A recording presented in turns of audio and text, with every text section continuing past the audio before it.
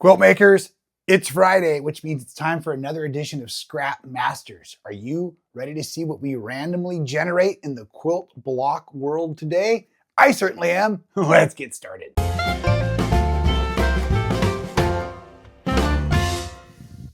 And welcome back to So Well with Rob Appell. It is such a blessing to see everybody out there. Thank you for being here on Friday afternoon, 2 p.m. Pacific, 5 p.m. Eastern. We have started the video with the premiere, meaning that everybody can chat along with us, and it would be wonderful to have you there commenting along.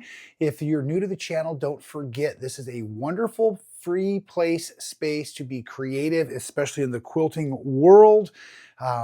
Please feel free to subscribe and join us also on our Facebook page, 3 questions to answer to get in. I am starting off in Series 3 Scrap Masters. This is a free download on robappell.com. Concept here is wonderful blocks to sew on when you don't know what to sew on, and or go ahead and get addicted like I did and start making these incredible quilts with these randomly generated scrap blocks. Following along with me each and every week where I'll generate one, or treat yourself to the Scrap Masters game kit and go ahead, get your own 6-sided and 20-sided die, the spinner, and make your scrap blocks along your own pace, let's say. I have a tray of treasure. These are all of my scraps I'm using right now. They are mostly down cut to 3-inch squares and or 2.5-inch squares. For the Stardust quilt, the Series 3 quilt, I'm going to integrate the Tula Pink Stardust fabric as my background, or the white space in the pattern block we'll choose today. Series 3 is a little different. I gave you all 12 blocks to choose from, and I asked you to pick your 6 favorites and number them 1 through 6. I want to sew the new blocks on camera first so that you can all see how they work. So I'm kind of changing up my numbering system. So I'm going to roll for you all, but I'm going to still assign myself a block so you can see what it is. So regardless of what block you're all doing, which is I think this is going to make this super fun for this go around. Here we go. Let's choose the number for all of you, and then I'll write it in on my block today. I'll show you which one I picked here in a second. Oh, fantastic. Block number 1 for all of you. And for me, I wanted to use yet another brand new one. And let's not forget, this just follows our one and only rule. There really are no rules. We want to be able to be creative and flexible as we learn how to make quilts that are beautifully organic. One of that trick is picking the colors and the fabrics together. Not all leftover fabrics are considered scraps that will work together in the same quilt. They're all scraps, but they're not all intended for the same quilt. Today, we're going to focus on what color. This is how I choose. Fantastic. We're going to choose violet liner. I get to pick, right? And as I choose those fabrics focused on the violet as my choice, I have a 12-sided die. That's going to tell me how many different fabrics from the tray of treasure I can use. Here we go, looking for a medium number, 15. Well done, Rob. Thank you very much. Okay, so now here's going to be one of my tricks though. When I get up and over 10, I'll probably go ahead and count my background as one of the numbers in the 15. If I'm below, I probably won't count my background so I can add more fabrics, because for me, the key is getting it a little scrappy. And I want to apologize. Last week, let's go ahead and move this stuff out of the way. And while I'm moving stuff out of the way, let's talk about the t-shirts once again. Yeah, the Scrap Masters tees. I've got them both ways for you. Big back, pocket logo, or big front, just like you requested. So anyways, those are available, robappell.com. This block, as I was editing out the video, I realized I think I like the scrappier version better than this organized version. What I wanted to teach you all last week was how you can still take the parts and pieces and manipulate them. I don't want you trying to design your individual half square triangles while you pick through here. That's why we've broken this out this way for Series 3. We're just going to go ahead and count out how many squares or half square triangles we need to make. Then we'll make those units and we'll design as we go. So you saw me start pretty scrappy last week and I ended pretty organized. And so this week I'm going to stick to the pattern. And because I have 15 fabrics, it's going to end up even scrappier than necessary just due to the fabric count. We'll use this as our white fabric. This is the Tula Pink Stardust. And I'll go ahead and now find those violet fabrics. I'll pull these out. Let's see what we have to work with. 1, 2, 3, and 4. I'm going to go all the way kind of across the spectrum to spice it up a little bit. 5 and 6 there. And then I'm going to pull out my color wheel and I'm going to figure out within that violet family by rotating this here around. What is the color wheel going to suggest for me? Unfortunately, it's going to say, why don't you use that green, yellow, and the orange, yellow as your split complementaries, or go to green and orange if you like. So really what that means is I can play within my favorite palette over here. And I'm going to bring in some of these limes. My issue at this point is I'm getting limited because these are the same exact fabrics I've now made 3 other quilts with, and that's part of the fun I'm trying to share with you all. But it is getting challenging because my favorites are already gone. Send me fabric. That would be kind of cool. Chris gets away with it. Come on. That's where I got the idea originally, was from my friend Chris at Rose City Originals. Well, let's see here what this is going to do for us real quick. Colors wise, I love the fabrics on the table and the way they work together. If I'm counting this as 1, then I've got 2, 3, 4, 5, 6, 7, and I'm going to now say that's only 1 piece, so that's 8. I'll choose that as 9, 10, 11, 12, 13, 14. Let's throw that in there for 15. I'm going to pull these, put them back in the tray, and now this is going to be my awesome start point.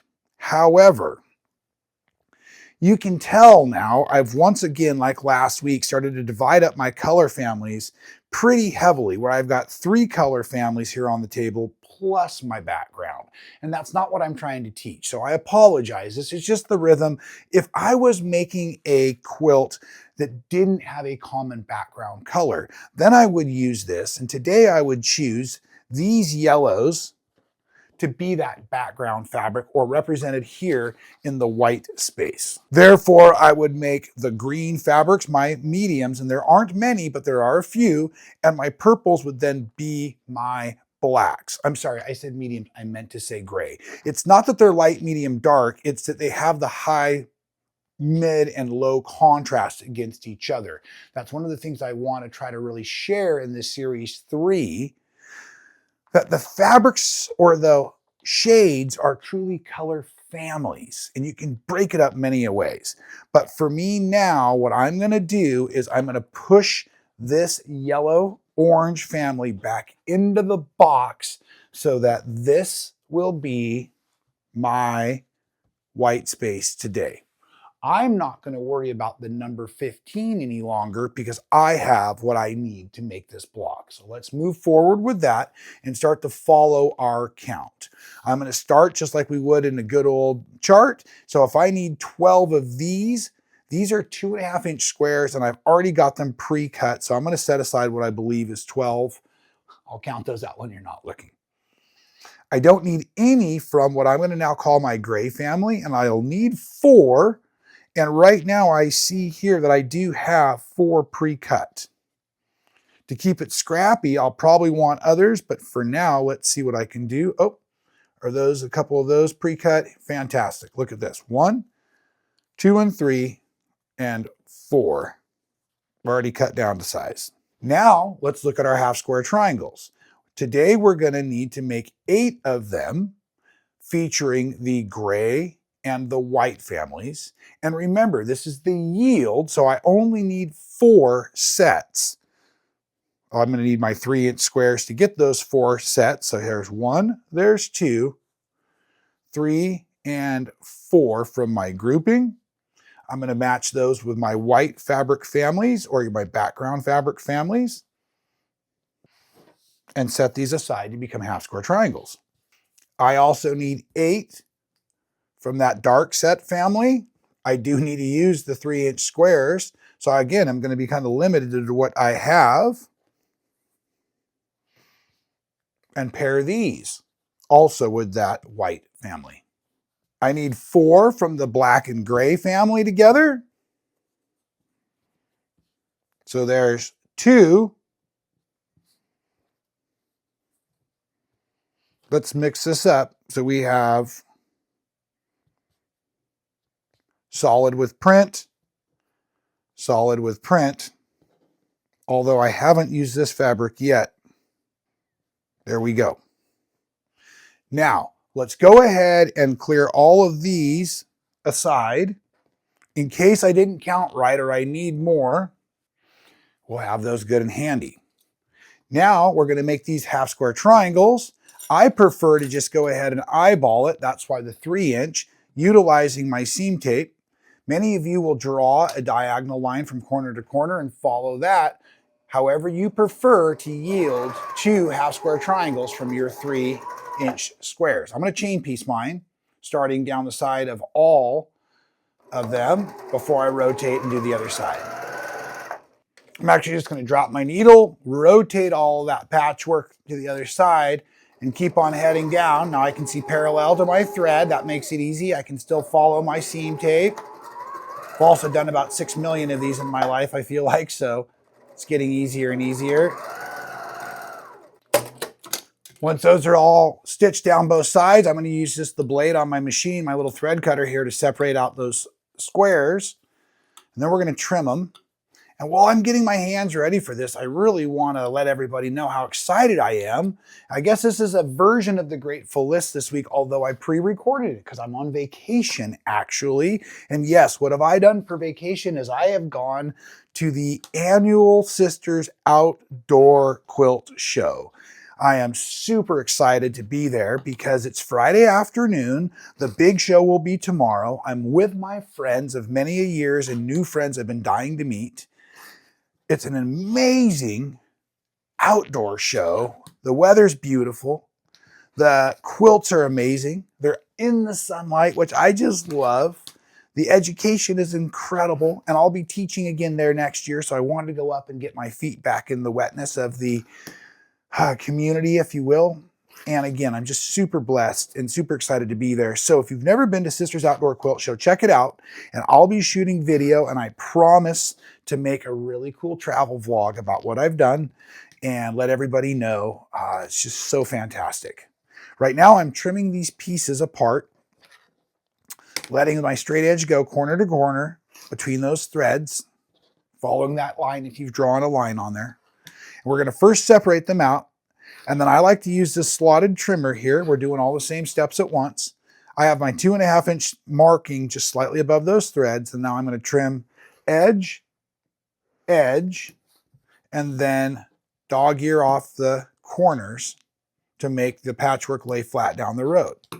Go to your ironing surface and press over to the darker fabric of the 2 triangles.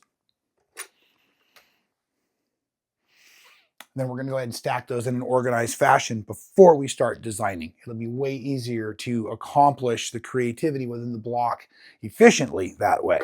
I really have found that one of the keys to this being more enjoyable is getting organized. And so now again, I'm building my piles like they are here on the pattern, but the pattern's basically based off of color families versus where they're used here. We're going to have 36 squares as they go across, or 36 units. Everything's 2.5 inches at this point, trimmed down. And I still like to visually start in the center. So I'm going to need those 4 black family squares. And I'm going to now kind of just put everything in an opposite checkerboardy fashion, like fabrics, trying not to touch as often as possible. You can see this is going to be the center of this star here. So now we're going to go ahead and use the white and gray family, my grays and greens, to radiate outward. And we're going to build, again, using different fabrics. And I'm just going to try to see this quickly as these gray fabrics here building a triangle facing inward. Now these corners will be filled with the background or the gray, white family squares. Make sure you get those right sides up. And also will be the last two edges of your star points we were just building.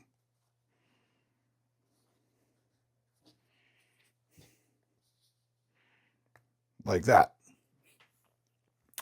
Now we want to insert the white and black, the super high contrast half square triangles. And basically we're just going to allow that light gray fabric of mine, my white background, to come in here and touch, building kind of a sawtooth of those other purple fabrics, the black fabrics. But to form a line, we're going to come in here now and drop those last black gray combos.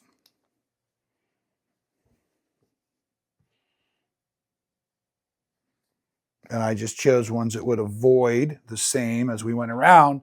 And there is our block for this week. So I'm really excited. This is a new block I created for the Series 3. Now I'm going to do the web style chain piecing. I'm really getting into this. I love it. It's super organized and efficient. And here's my tricks to it. Lock down a 1/4 inch seam allowance. I'm going to consider these all now in columns 1, 2, 3, 4, 5, and 6. I'm going to sew column 2 on top of 1, chain piecing without cutting any threads until I get to the end of the columns.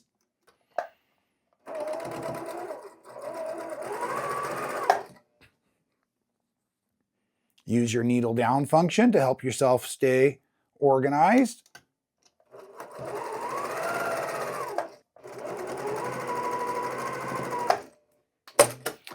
As I finish out the last pieces of those first 2 columns, I just slide my patchwork down.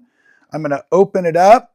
And now here's one of the tricks I've learned. Grab from your outside edge, and as you pull it around, that allows you to drop it right onto where we need to be. So column 3 on column 2 now, and I'm going to continue this same chain piece format, noticing I'm doing no ironing, and I'm doing no cutting of my threads until I get to the end of the stack.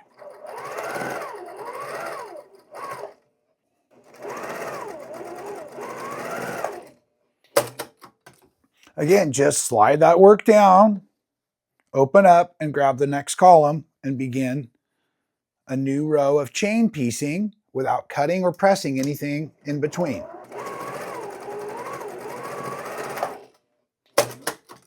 Now, once I get all of that webbed, chained piecing going the first round, I'm going to take a moment, open it up, make sure I can see my star, make sure I can see my 4 bars on the sides, and I'm good to go. Now what all we need to do is we're going to, again, no cutting, no pressing. I'm going to drop these 2 columns on top of each other. I'm going to finger nest those seams together so that the seams crissy-crossy like that. And then we're going to do the same direction of crisscross all the way down the column so that we set off to a good path and pattern. Corners lined up. Now I've got this now on this row or this series of columns. I'm going to be pushing the seam up on the top, seam down on the bottom. So we'll just do that for all of these.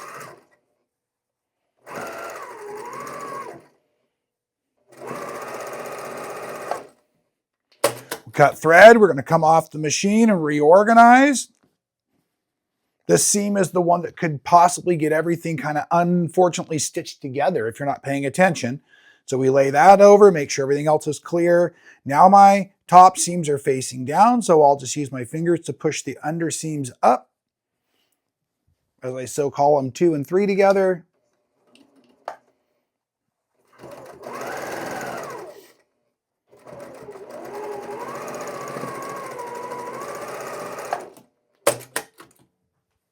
And just repeat this process until we get to the next one, and then we're going to flip our work. But for right now, we're just going to keep on heading on.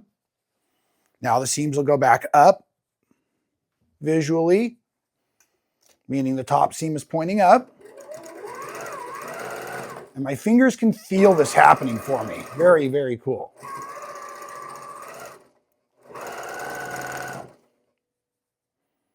because I aligned the other seams properly to begin with. I'm going to take a moment. Like I said, I'm going to flip the work. So now that I have the bulk of the patchwork on the outside of the machine, I am going to heat up the iron. I'm going to need it here in a moment.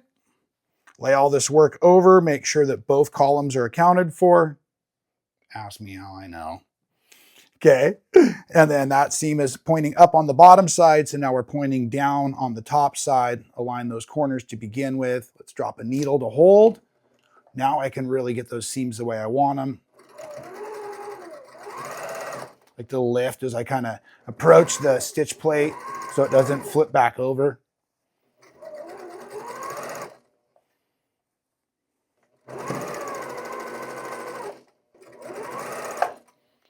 This is going to be a beautiful block, folks. I'm really excited about this. Now, because, why am I always such a mess?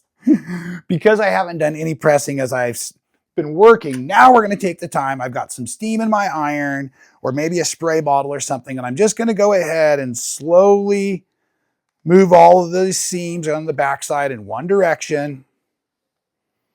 So my block lays nice and flat. Come back now, add a little more steam onto it. And folks, fabric has memory, so I'm just going to let it now sit here and cool nice and flat and crisp. Give it a moment to just chill out while I say thank you all very much for being here once again on a Friday afternoon. I hope you have something incredibly creative going on for yourselves this weekend. Yes, I've thoroughly been enjoying my vacation the last couple of weeks. Thank you for letting me pre-record these first couple series in Series 3, or these first few blocks in Series 3. Gratefulness is coming back real soon, and I will definitely capture some incredible footage for my experience while I was in Sisters, Oregon, and my camp out on the way home. Here's our block, nice and chill, nice and cool now, and you can see that that star shows up, those bars show up, and well, again, what a fantastic suggestion you had out there, picking that Tula Stardust as the background common fabric for me in this Series 3. So anyways, super blessed to have all of you joining me here today on this Friday afternoon or whenever you're watching it. Until I see you again, folks, please keep those hands busy and stay well.